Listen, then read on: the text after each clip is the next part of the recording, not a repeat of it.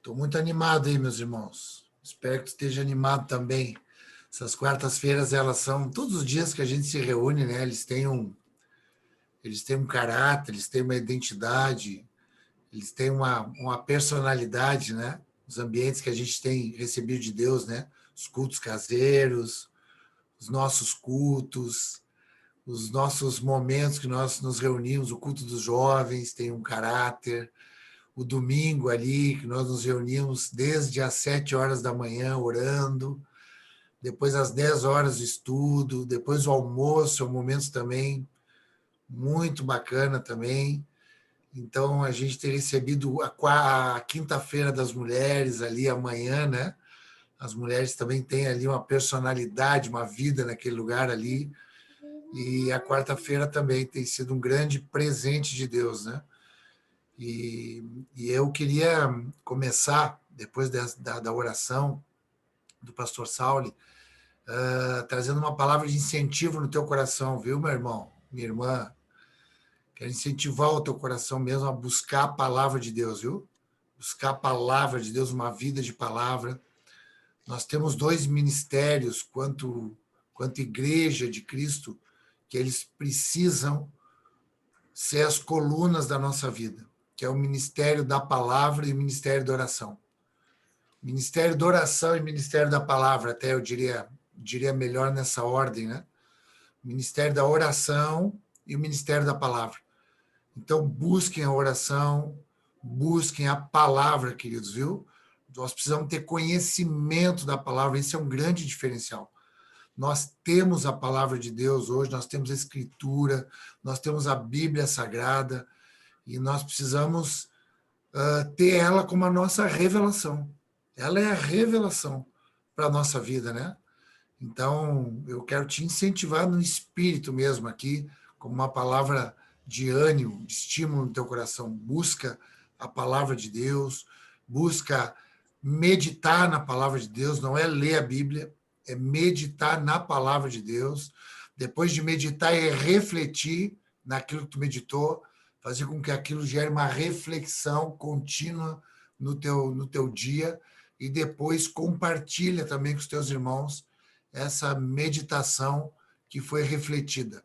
Tá bom, queridos? Que isso aí vai ser vida, vai ser maturidade, vai expandir o teu entendimento, vai ser segurança para ti e para aqueles que caminham perto de ti. Graças a Deus. A gente vai hoje, então, continuar nessa nossa jornada ali com Paulo, o apóstolo Paulo, escrevendo para os irmãos da Galácia. Então, a gente vai hoje entrar no capítulo 2, né? Vamos entrar no capítulo 2 dessa carta aos Gálatas.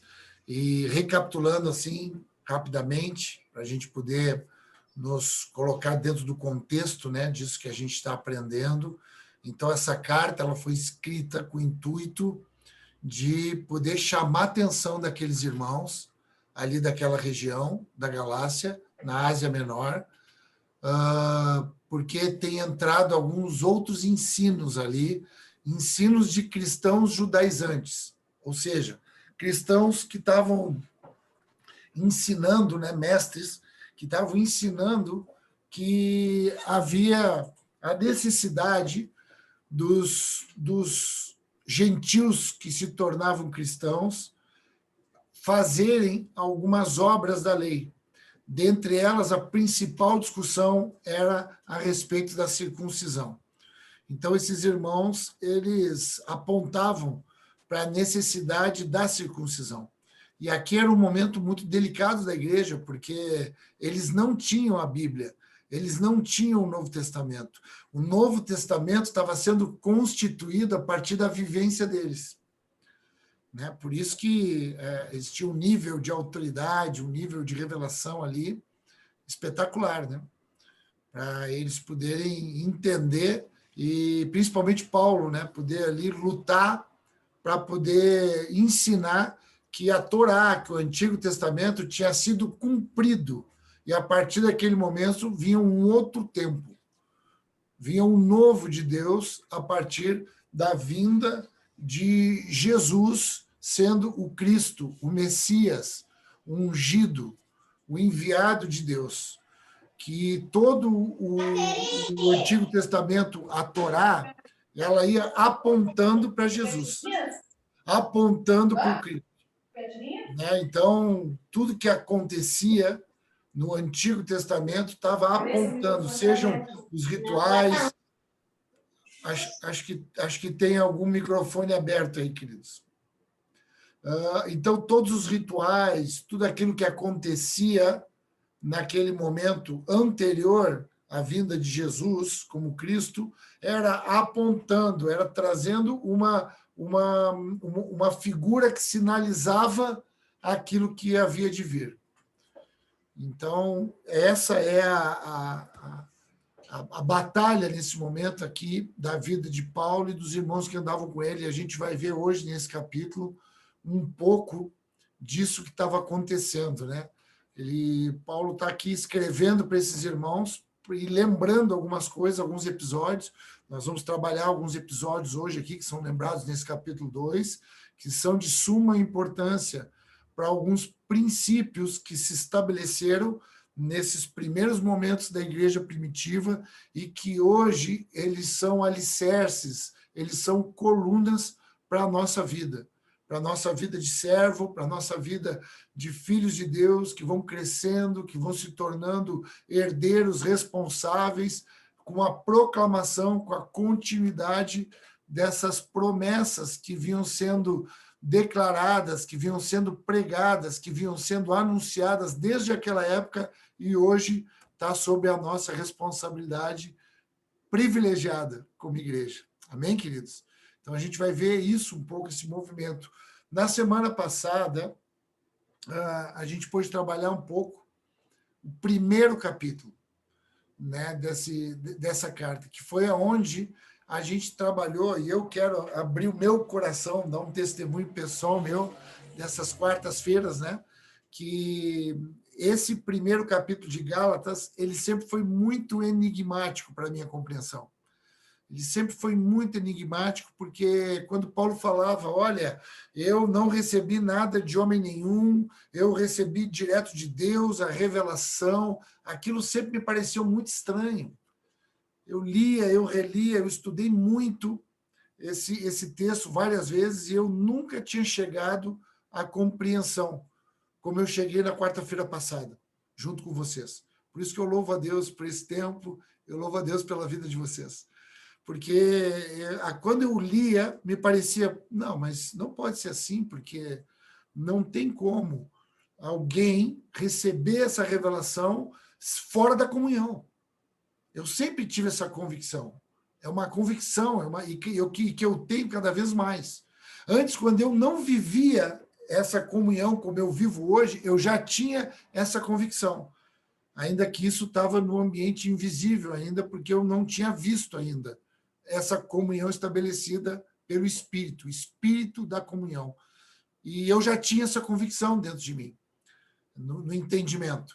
Né? E agora, então, isso tem ficado cada vez mais latente, cada vez mais convicto dentro de mim, porque hoje eu vejo, né, o que o Espírito da comunhão está fazendo mesmo, né, no nosso meio, está expressando e está construindo, né, no nosso meio. Então eu pensava, não, mas não pode, ninguém pode.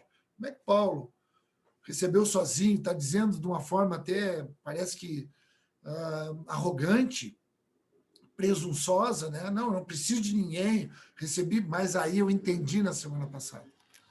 Eu espero que tu tenha entendido também dessa forma. Se tu não entender dessa forma, a gente pode discutir um pouco mais, ou bastante mais também, né?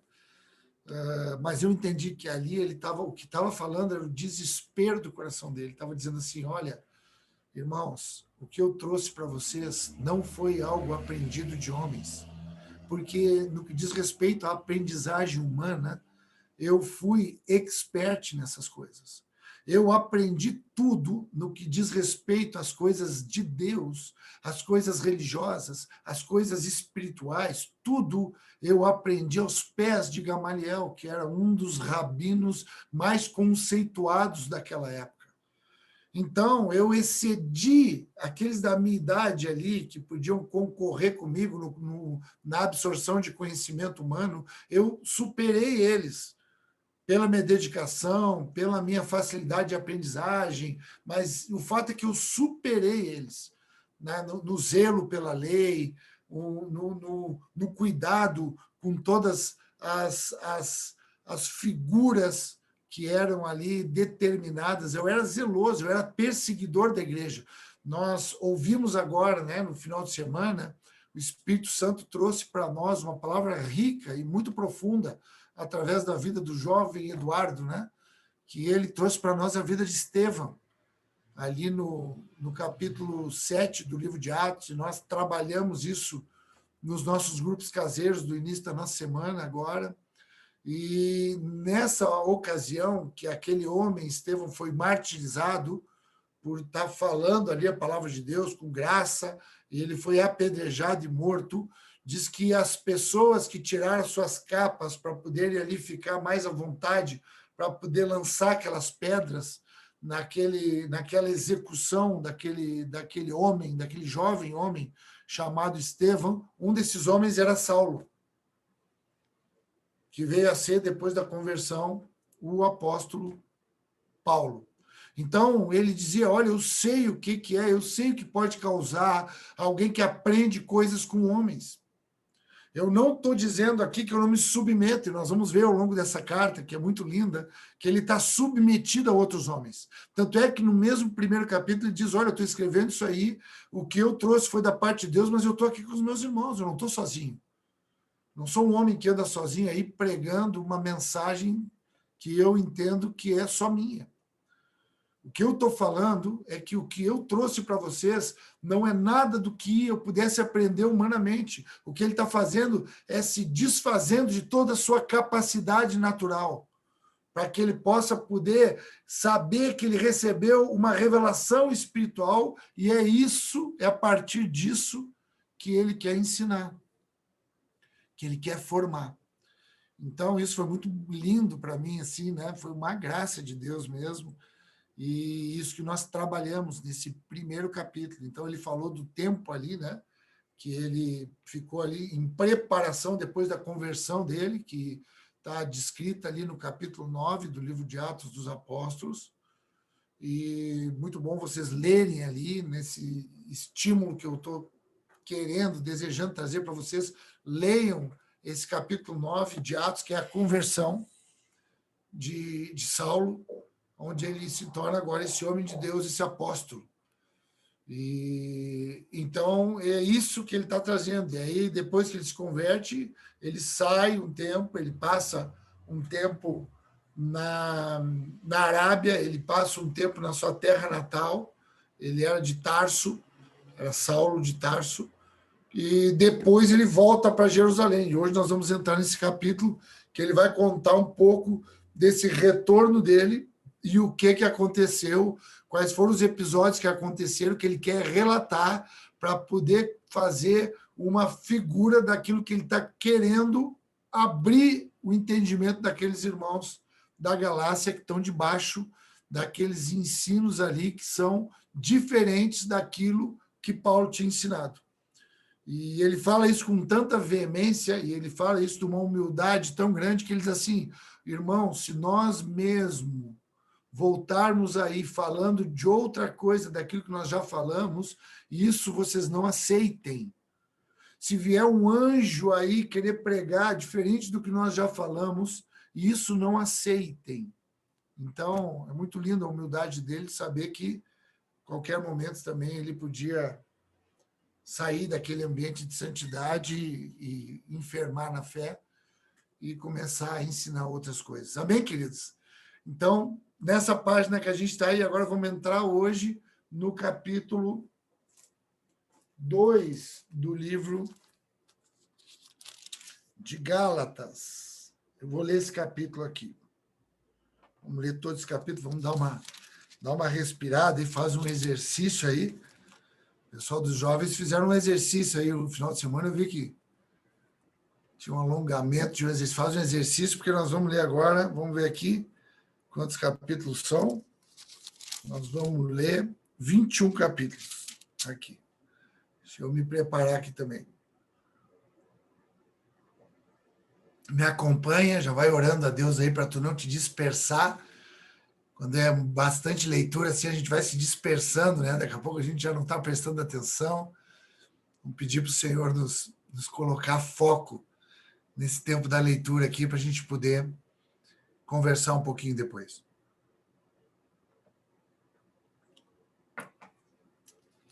Então, diz assim no primeiro versículo do capítulo 2 do livro de Gálatas. Depois, passados 14 anos, subi outra vez a Jerusalém com Barnabé, levando também comigo a Tito. E subi por causa de uma revelação, e lhe expus o evangelho que prego entre os gentios, mas particularmente aos que pareciam ter maior destaque, para que de maneira alguma não corresse ou tivesse corrido em vão. Mas nem mesmo Tito, que estava comigo, sendo grego, foi constrangido a circuncidar-se. E isso por causa de falsos irmãos que se entremeteram com o fim de espreitar nossa liberdade que temos em Cristo Jesus, para reduzir-nos à escravidão. Não nos submetemos a eles, nem ainda por uma hora, para que a verdade do Evangelho permanecesse entre vós. E quando aqueles que pareciam ser alguma coisa, quais tenham sido no outro tempo, não importa. Deus não aceita a aparência do homem. Esses, digo, que pareciam ser alguma coisa, nada me comunicaram. Pelo contrário, viram que o evangelho da circuncisão me fora confiado, como a Pedro o da circuncisão. Pois Deus, que operou eficazmente em Pedro para o apostolado da circuncisão, operou também em mim com eficácia para os gentios. Quando conheceram a graça que me fora dada, Tiago, Cefas e João, que eram considerados como as colunas, deram-nos as destras da comunhão, a mim e a Barnabé, para que nós fôssemos aos gentios e eles à circuncisão. Recomendaram-nos somente que nos lembrássemos dos pobres, o que também procurei fazer com diligência. E chegando Pedro a Antioquia, resisti-lhe na cara, porque era repreensível. Porque antes que alguns tivessem chegado da parte de Tiago, ele comia com os gentios.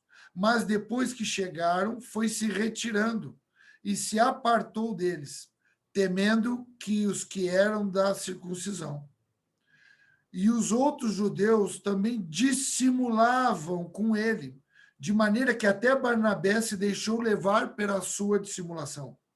Mas quando vi que não andavam corretamente, conforme o evangelho, disse a Pedro, na presença de todos, se tu, sendo judeu, vives como gentios e não como judeu, por que obrigas os gentios a viverem como judeus? Nós que somos judeus por natureza e não pecadores dentre os gentios, sabemos que o homem não é justificado pelas obras da lei, mas pela fé em Jesus Cristo. Também temos crido em Jesus Cristo para sermos justificados pela fé em Cristo, e não pelas obras da lei, porque pelas obras da lei ninguém será justificado. Se nós que procuramos ser justificados em Cristo fomos nós mesmos achados pecadores e Cristo ministro do pecado? De maneira nenhuma. Se torno a edificar aquilo que destruí, constituo-me a mim mesmo transgressor, pois eu, pela lei, estou morto para a lei, a fim de viver para Deus. Estou crucificado com Cristo, e já não vivo, mas Cristo vive em mim. A vida que agora vivo na carne, vivo-a na fé do Filho de Deus, que me amou e a si mesmo se entregou por mim. Não anulo a graça de Deus, pois se a justiça provém da lei, segue-se que Cristo morreu em vão. Amém, queridos? Graças a Deus.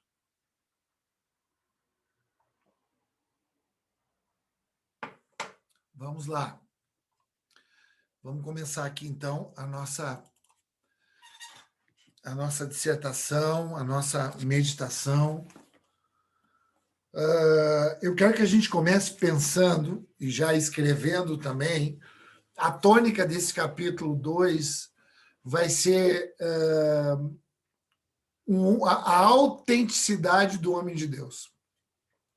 E essa autenticidade, eu quero que, se tu puder escrever, tu coloque do lado de autenticidade, coloca identidade formada. A autenticidade é uma identidade formada. E do lado coloca bem grande ou grifado, em Cristo Jesus. E entre parênteses coloca assim, na fé. Então, a autenticidade, ela é uma identidade formada em Cristo Jesus, na fé. Ou seja, na fé que recebemos em Cristo Jesus. Nos deixa autênticos. E hoje nós vamos aprender um pouco a respeito disso, porque o contrário dessa autenticidade é a dissimulação.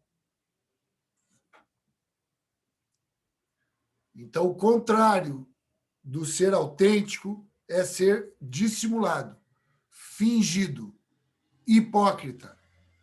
Por que que ele é dissimulado, fingido e hipócrita? Porque ele tem uma identidade mal formada. Ele está em crise de identidade. Ele está com a identidade adulterada. Porque ele não tem a fé em Cristo Jesus. Então, essa vai ser a tônica dessa nossa largada aqui, desse nosso estudo. Nós vamos falar dessa autenticidade, porque é o que Paulo está mostrando aqui para nós. Uma autenticidade. Ele está mostrando que ele é autêntico, que ele tem certeza de quem ele é agora. E ele não tem vergonha de dizer que antes a identidade dele estava deformada. Antes a identidade dele estava comprometida. E nós temos também uma identidade comprometida, mal formada. E agora, pela fé em Cristo Jesus, nós estamos tendo essa identidade construída. É o barro, é o vaso nas mãos do oleiro.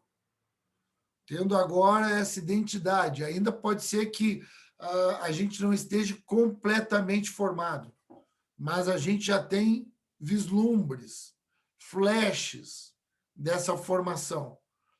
Ainda que em alguns momentos a gente possa ainda apresentar alguma avaria a nível de entendimento, a nível de consciência, porque nós estamos crescendo no conhecimento de Cristo Jesus. Ou seja, já há uma fé em Cristo Jesus. Então, agora o que há é uma construção dessa identidade, uma formação, para que nós sejamos autênticos. Então, o fingimento e a dissimulação, ele não vem, ele não é algo que a pessoa faz propositadamente, voluntariamente, intencionalmente. É um produto de uma identidade mal formada, confusa nas suas convicções. Então, ele acaba, em algum momento, sendo dissimulado. Ele é pego em dissimulação, em incoerência, nessas coisas. Amém, queridos? Então, isso é o que a gente vai trabalhar. E aí, Paulo, ele começa a relatar nesse capítulo 2 episódios. O primeiro episódio, ele fala, olha, eu estou vindo depois de 14 anos. Então, eu tive ali um tempo ali de relação com Deus, depois da minha conversão, eu tive um tempo ali com alguns homens de Deus, Barnabé foi um deles, que caminhou junto nesse tempo, ele caminhou com outros homens também, e aí ele foi formado ali naquele tempo, e depois ele foi buscado por Barnabé, e foi trazido para Antioquia da Síria, que foi onde ele se estabeleceu. A Antioquia da Síria era um centro missionário. Era dali que saíam as viagens missionárias que atingiriam ali a região da Ásia e a região da Macedônia, da Acaia, que foram os lugares que essas missões foram atingindo através da vida de Paulo. E um dos homens que foi atingido por essas missões foi Tito.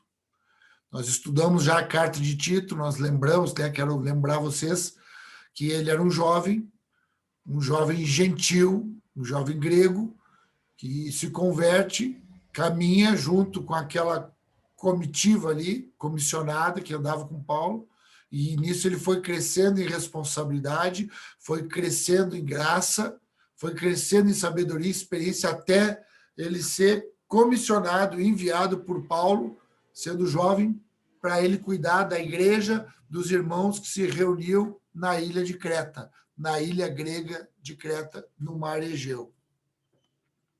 Então, esse era o Tito. E aí ele está falando agora, ele vai contar de um primeiro episódio que aconteceu.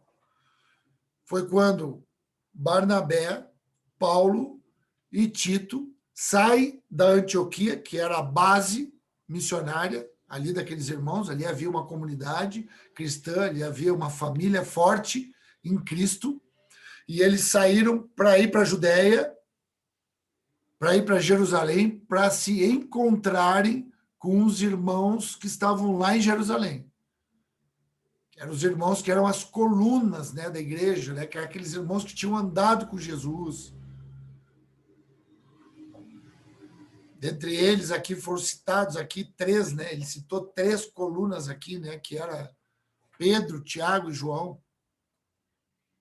E ele foi lá para conversar com ele e com mais outros anciãos, com mais outros homens ali que estavam buscando essa revelação, que estavam buscando entender com muita diligência, né? Com muito empenho, aquilo que estava acontecendo, aquilo que estava sendo realizado através do Espírito.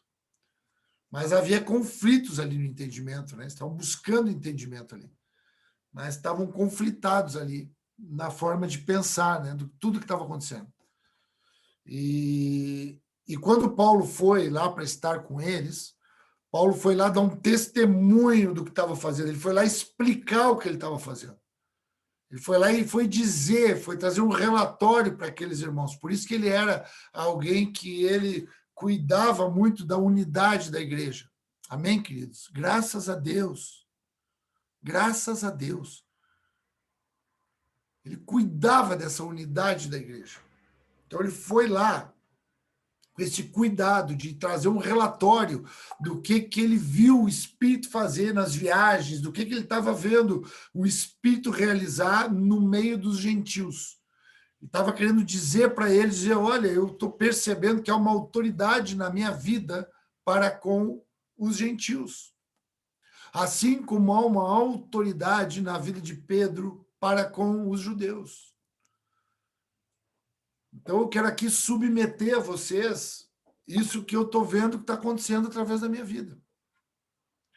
Para que vocês possam aqui me enviar, reconhecer essa autoridade na minha vida e para que eu possa ir realizar essa obra. Para que essa obra eu não vá e ela não seja em vão.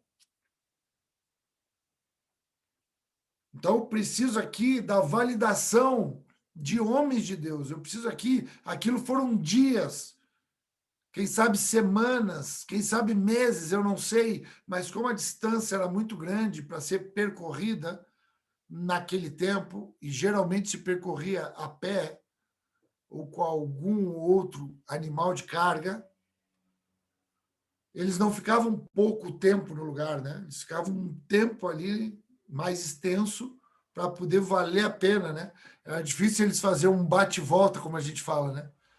Numa distância ali lá de cima, lá da parte norte da Antioquia, da Síria, até Jerusalém. Então, passava por toda a Galiléia, passava por toda a Samaria e chegava lá na Judéia, na parte sul, onde ficava geograficamente Jerusalém. Então, muito provavelmente, eles ficaram muitos dias discutindo, conversando, falando, contando, até que houve ali uma validação, uma aprovação daquilo que Deus estava fazendo através da vida de Paulo e daqueles homens que estavam com ele. E aqui Tito era, e aí é importante também esse registro de tu colocar a importância de Tito ter sido comissionado para ir junto.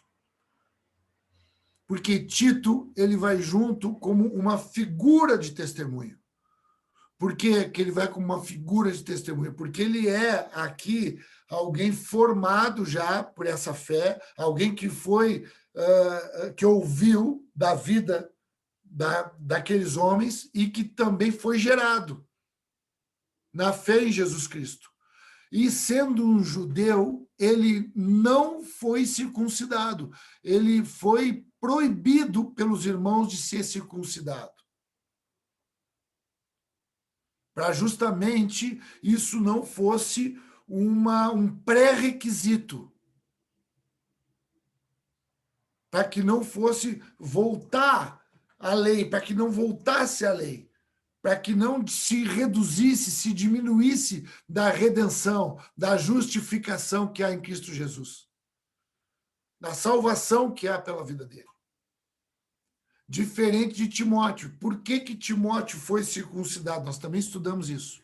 Ele foi circuncidado porque naquele momento era uma chegada naquela região ali da Galácia, inclusive, no primeiro momento, porque ele era ali ou de Listra ou de Icônio. Então, naquele primeiro momento, como Timóteo tinha uma genealogia, uma mãe judia,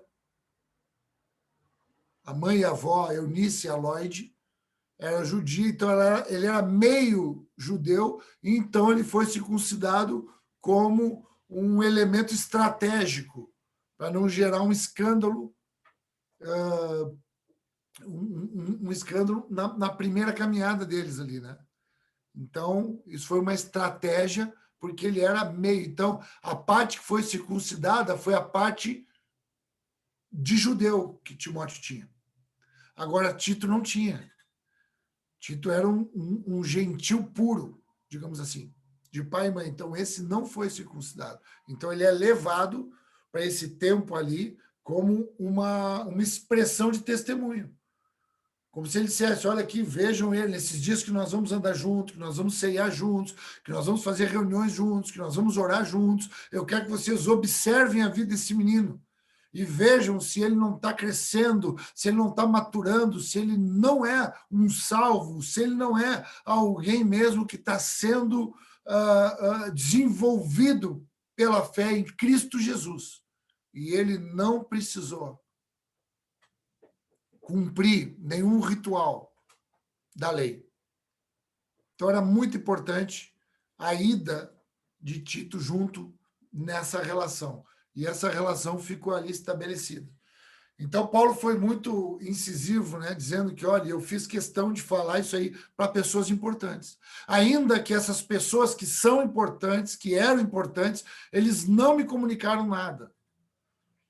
Eles não conseguiram me demover da minha visão, da minha convicção. Ainda que eu os respeitasse, ainda que eu tivesse ido até ali com o firme interesse de ouvi-los, com a humildade de poder ser, quem sabe, modificado no meu entendimento, isso não aconteceu.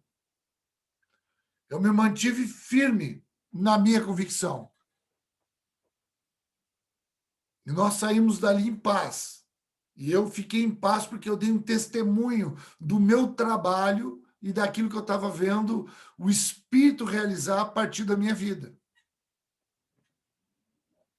Então, esse foi o primeiro momento que eu quero que tu pense, que tu registre, que tu deixe aí para tu estudar depois, né? Recapitular depois. Então, foi o primeiro momento, foi onde Paulo, Barnabé e Tito foram até os irmãos lá em Jerusalém, aqueles irmãos do conselho, do concílio, aqueles irmãos que eram colunas mesmo, reconhecidamente por todos os cristãos naquele momento.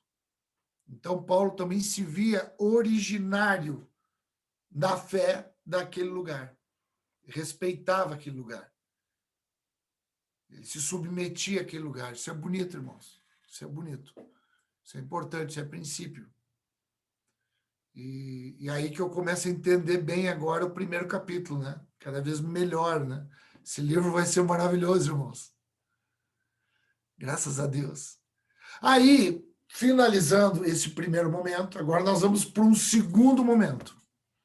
O segundo momento, então, se tu puder fazer, eu fiz aqui um fechamento no primeiro momento e entrei para um segundo momento.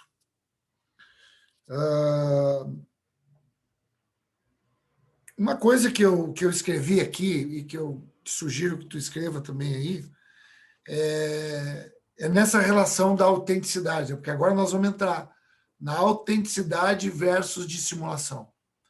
E uma coisa dessa autenticidade que nós vamos ganhando ao longo dessa caminhada, ela nos dá firmes convicções, e essas firmes convicções, essas convicções firmadas, que nós vamos ganhando pela caminhada do conhecimento de Cristo Jesus pela fé, e esse conhecimento vem na comunhão, através do Espírito. O Espírito é que vai nos guiando nessa verdade, que gera essa convicção, e essa firme convicção, ela faz com que tenhamos decisões muito bem embasadas. Porque a base dessas decisões que nós tomamos é a convicção que nós adquirimos. Então, essa firme convicção dessa identidade agora bem formada pela fé em Cristo Jesus, ela vai fazendo com que nós tenhamos posicionamentos, decisões, que elas vão estar embasadas na convicção que nós temos e firmadas naquilo que é o Evangelho de Jesus Cristo. E isso vai mostrando para nós mesmos que nós estamos tendo agora uma vida com uma identidade bem firmada. É o sim, sim, e o não, não. Então, agora vem um segundo momento. Então, eles retornam agora para Antioquia, da Síria. São várias Antioquias, né? É importante saber que a Antioquia é na Síria, que é esse centro missionário. Os irmãos estão ali, um lugar muito importante para o cristianismo naquele momento, da igreja primitiva, dos apóstolos. Então, naquele momento ali, eles voltam para Antioquia, eles estão ali na Antioquia, com os irmãos, na comunhão, estão ali juntos. E que agora, quem vai para Antioquia são os irmãos de Jerusalém. Então, depois dos irmãos da Antioquia irem lá em Jerusalém, agora, no segundo momento, os irmãos de Jerusalém vêm até a Antioquia para perceber o que está acontecendo. Primeiro vem Paulo. Vem Pedro, desculpa, Cefas, vem Pedro. Ele é o primeiro que vem, ele vem sozinho, ele vem... Acho que ele conseguiu uma passagem aérea mais barata no decolar, naquela época, e foi sozinho. Ficou ali um tempo, sozinho. Estava ali com os irmãos, estava ali junto, estava comendo junto, estava se alegrando junto, estava na comunhão, estava falando, estava brincando, estava se alegrando com o que o Espírito estava fazendo ali, estava sonhando junto, né, ouvindo aquilo que o Espírito fazia naquele lugar, aquilo que o Espírito fazia a partir daquele lugar, em outros lugares, porque tinha gente que era ganha ali, voltava para ali. Ele também, eu fico imaginando, contando as histórias dele lá com Jesus, como é que era, no tempo de Jesus, como é que... é aquela coisa linda, aquela comunhão maravilhosa, que muda, que modifica Quando os outros apóstolos e os outros homens de Deus maduros vêm, chegam em Antioquia. Aí Pedro modifica. Aí Pedro, que estava andando junto ali com os gentios, estava comendo junto, não estava ali obedecendo nenhum dos rituais, estava ali livre com eles, ele muda. Quando chegam os irmãos, ele muda. E aí vem a dissimulação. Ele muda, e aí ele já é outro cara, e aí ele já começa a ter outra conduta, e ele já começa a ter outros pensamentos, ele já começa a falar outras coisas, a ensinar outras coisas, a ter outro tipo de observação em relação às coisas, e isso chama atenção e gera até uma responsabilidade na vida de Paulo a ponto de repreendê-lo. Ele ficou ali passível de repreensão por conta da mudança de comportamentos dele. E aí tu imagina, Paulo, o assassino, foi cúmplice, ele concordou com a morte de Estevão e com muitos outros irmãos da igreja. Muitos outros cristãos. Aí tu imagina esse homem agora, depois de algum tempo, ele se levanta agora para repreender Pedro. Pedro, aquele que andou com Jesus, que andou sobre as águas, que tem experiências da transfiguração lá no Monte Tabor com Jesus, que tem experiências da ressurreição da filha de Jairo, que tem experiências ali profundas, que Jesus vai lá ressurreto buscar ele quando ele volta para pescar. Aí esse homem tem experiências, esse homem que foi aquele que ele, através dele, o Espírito Santo, ele está falando, ele está pregando, e o Espírito Santo se derrama. A promessa que veio através do profeta Joel, do Antigo Testamento, se manifesta, se revela naquele momento, na fala de Pedro. Agora, esse homem, ele é repreendido publicamente, presta atenção. Não é assim, Pedro, vem cá, eu quero falar contigo. Vem cá, vamos ali na minha sala, no meu gabinete, vamos ali, eu quero conversar contigo. Tem algumas coisas que eu estou observando.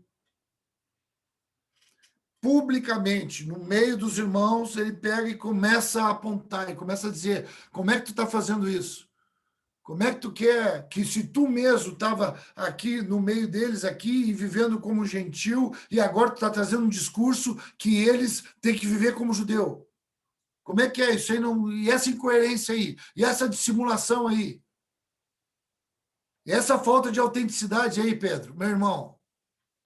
Uma discussão. E queridos, presta atenção, porque isso é espiritual e é real. E isso é mais atual do que nunca. Essa dissimulação, esse espírito, ele é tão forte, queridos. Porque Deus permite que ele seja, né? Porque as coisas vão até onde Deus permite, mas é tão forte, ele é tão encantador, ele é tão persuasivo, que a Bíblia diz, e nós lemos aqui, deixa eu ver até, eu quero ler que capítulo que foi, que versículo nós lemos, desse capítulo 2, que é o versículo 13, que diz assim, e os outros judeus também dissimulavam com ele.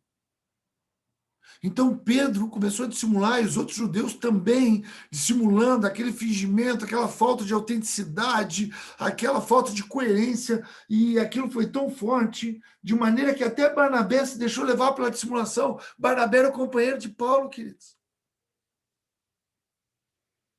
Aleluia!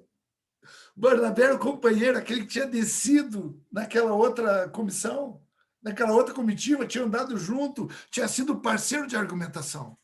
Só que aquilo ali, naquele momento, era um sofisma, era um sopro, era um vento tão violento, que aquilo ali pegou também Barnabé, a ponto de Paulo ficar ali desamparado. Eu diria que quase que sozinho. Ele não estava sozinho, mas quase que sozinho, desamparado. Quem sabe ele olhava para Barnabé e dizia, ué, Barnabé, eu não estou entendendo. Mas é as nossas viagens, aquilo que nós conversamos, mas é aquilo que nós temos falado, nos hotéis que nós ficamos, nos voos que nós pegamos. Lá nos aeroportos, nem tinha, né, nessa época essas coisas. Mas lá, quando nós conversamos, o que está acontecendo contigo? Parece que não é tu. O que está acontecendo? E aí eu quero que tu escreva uma coisa que eu achei que era importante, porque quando ele diz que ele não queria que fossem em vão os esforços dele, porque ele queria que as coisas fossem tudo de acordo como teria que ser feito, cumprindo princípios. Só que teve um ponto ali que a gente percebe e a gente pode aprender que essa autenticidade de Paulo fez com que os esforços... Escreve isso, querido. Sugiro escrever isso. Que os esforços de manter a unidade da igreja com os irmãos, os esforços de manter aquela unidade lá em Jerusalém, conversar com os irmãos, discutir, falar, ouvir, fazer perguntas, responder perguntas, aquelas conversas todas, era um esforço de manter a unidade. É um esforço de manter a unidade que tem que ser feito. Isso não, nós não podemos nos cansar de nos esforçar para manter a unidade. Agora, sem adulterar as verdades de Cristo, do Evangelho de Cristo, das convicções que essa pessoa autêntica recebe de Deus.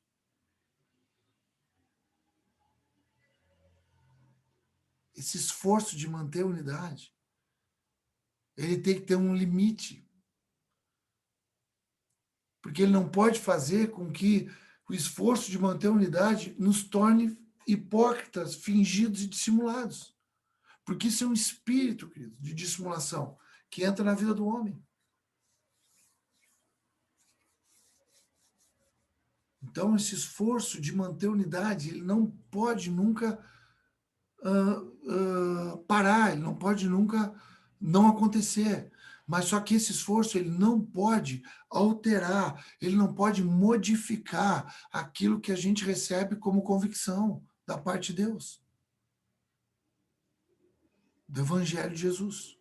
E aí eu quero ler contigo, ali em 2 Pedro, 1 Pedro, capítulo 2, quem sabe não precisa nem abrir isso, mas só para tu anota aí para ler depois, porque é o próprio Pedro depois falando a respeito de dissimulação, a respeito de fingimento, de hipocrisia.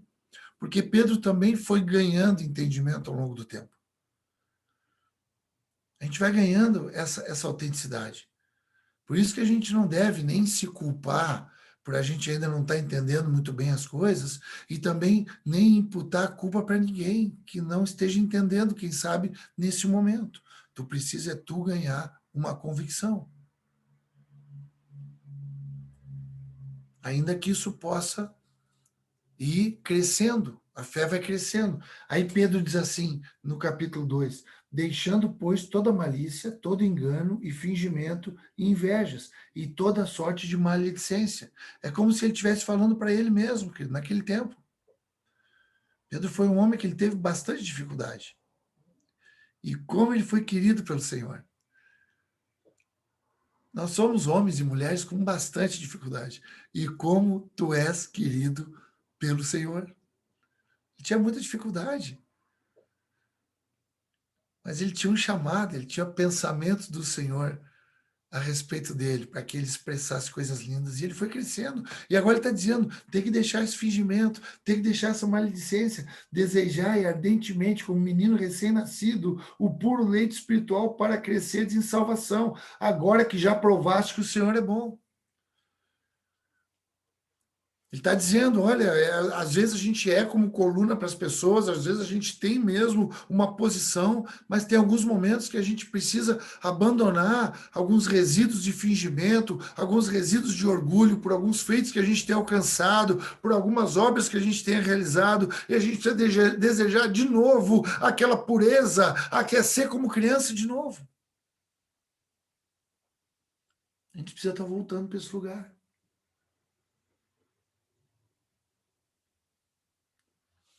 Então, o próprio Pedro, ele fala isso. Ele vai trazendo isso para a vida dele. E depois, eles vão indo naquela discussão, eles vão falando, porque o que quer ficar bem marcado? Que a salvação, que a redenção, que a justificação, ela vem exclusivamente pela fé em Cristo Jesus. Porque se houver qualquer outro pré-requisito, a obra da cruz se torna anulada.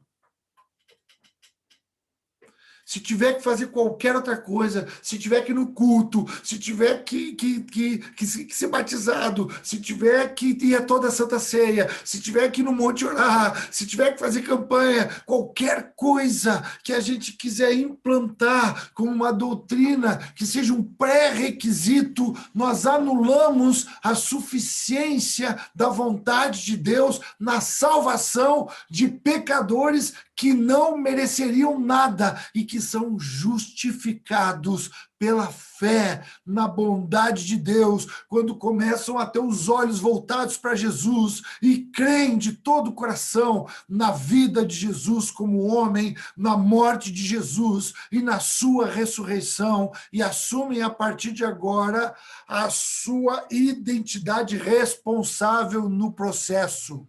É 1 Pedro, pastor Saulo, do primeiro versículo até o versículo 4.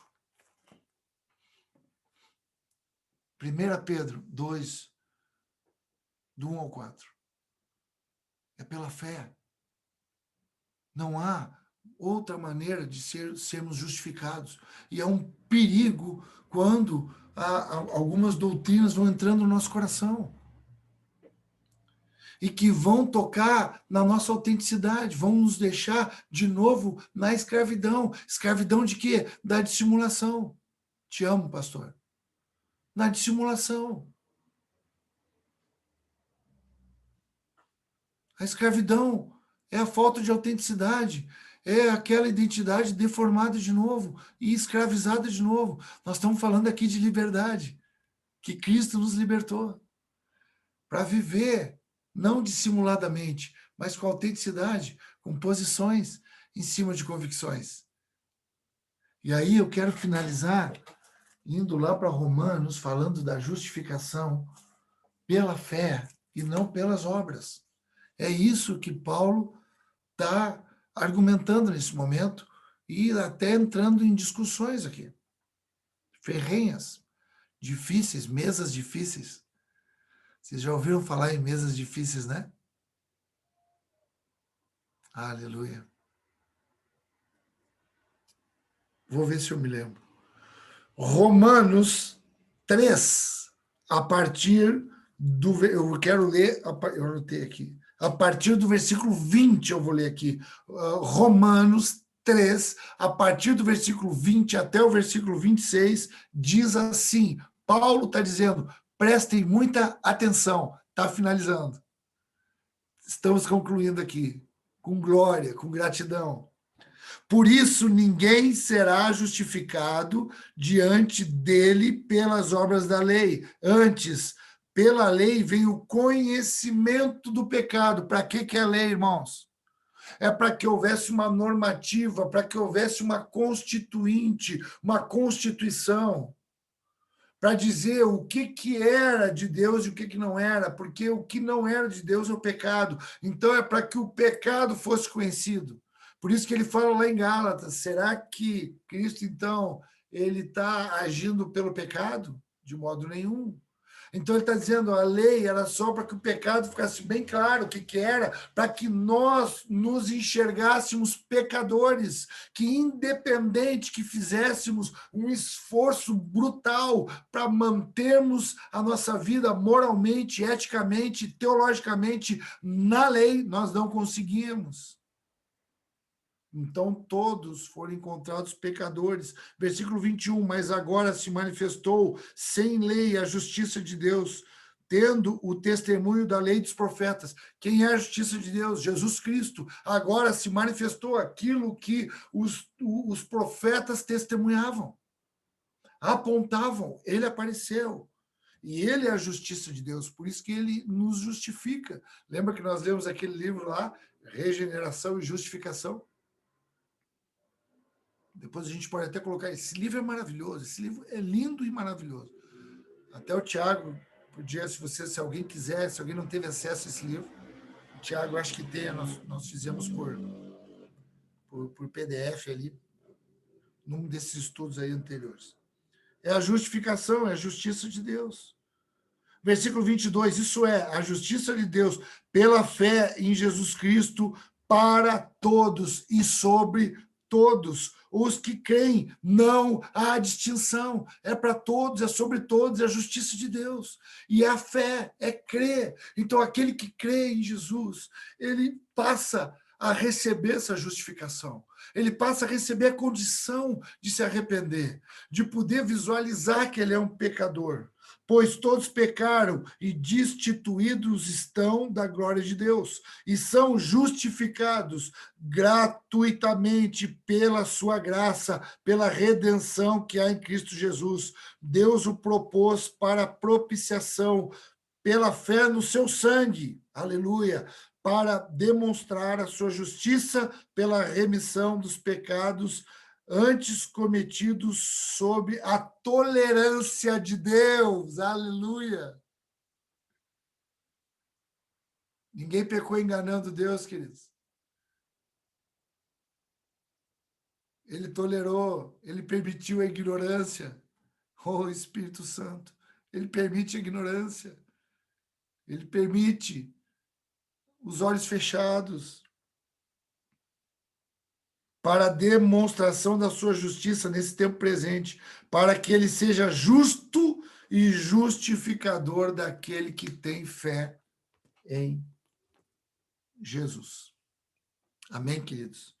Então, eu queria, só para finalizar, eu queria que tu escrevesse algo aí que eu escrevi aqui e que eu acho que pode ser muito importante para tu ir relembrando esse princípio. Isso é um fundamento, queridos. Nós, muitas vezes, nós achamos, porque nós temos uma consciência meritória, então nós achamos que se faz alguma coisa para se conquistar a salvação, para se... Por isso que a gente está sempre se justificando, né? Porque a gente não aceita a justificação. Que a gente, no fundo, a lei fez com que a gente soubesse que era pecador, então a gente anda correndo atrás querendo fazer alguma coisa. Mas se a gente acha que tem que fazer alguma coisa, essa redenção maravilhosa, esse sangue não valeu a pena. Se tem outra coisa para fazer, além de olhar para Jesus e crer na vida, na morte, na ressurreição dele, nós anulamos toda essa obra. Então eu coloquei assim, a morte de Jesus na cruz é o único meio de justificação, escreve isso. A morte de Jesus na cruz é o único meio de justificação. E a fé nesse sangue derramado, a suficiência na aceitação de Deus. Então, a única coisa que é suficiente aos olhos de Deus é quando esse sangue derramado do justo é reconhecidamente a justificação da vida de alguém. Quando alguém crê nisso. E quando alguém se entrega agora em arrependimento, para que passe de dissimulado, de hipócrita, a alguém autêntico. A morte de Jesus na cruz é o único meio de justificação e a fé nesse sangue derramado, a suficiência na aceitação de Deus. E para finalizar agora mesmo, a garantia da salvação e da justificação, a garantia, aquilo que garante, aquilo que é o penhor, aquilo que é o selo da salvação e da justificação é por meio da fé na morte e ressurreição de Jesus Cristo, e não pela prática das obras da lei. É pela fé. A garantia da salvação e da justificação, isso é uma questão de consciência, queridos. A fé vai gerar uma consciência, ela vai dar uma mente, uma mentalidade. Por isso que é a mente de Cristo, porque é uma fé naquilo tudo que aconteceu. A garantia da salvação e da justificação é por meio da fé na morte e ressurreição de Jesus Cristo, e não pela prática das obras da lei. É isso que Paulo estava falando. É isso que Paulo estava discutindo. É isso que Paulo estava argumentando. E é isso que Paulo estava usando essas histórias que tinham acontecido no passado para que naquele tempo presente aqueles irmãos fossem animados e alguns deles ficassem firmes e não caíssem naquele ensino, naquela dissimulação que ainda perdurava naquele tempo e ainda perdura nos dias de hoje e vai ser assim até o final. Hoje é um espírito que ainda quer nos deixar dissimulados, quer nos deixar fingidos, quer nos deixar hipócritas, porque é o medo de assumirmos uma posição onde essa convicção vai ter que ter decisões, que vão ter que haver discussões, às vezes, com pessoas que andaram perto de nós, do nosso lado, mas essas discussões vão ser necessárias para que essa palavra se estabeleça, aquilo que é de Deus. E também para que fique bem claro aquilo que não é de Deus. Amém, queridos? Então, espero que vocês tenham se deliciado nessa noite, como aconteceu comigo mais uma vez. Como é atual para nós aquilo que a gente está estudando, que isso é impressionante. Eu fico muito grato pela vida de vocês, viu? Grato mesmo pela vida de vocês. Louvo a Deus pela vida de vocês mesmo e quero abençoar a vida de cada um de vocês.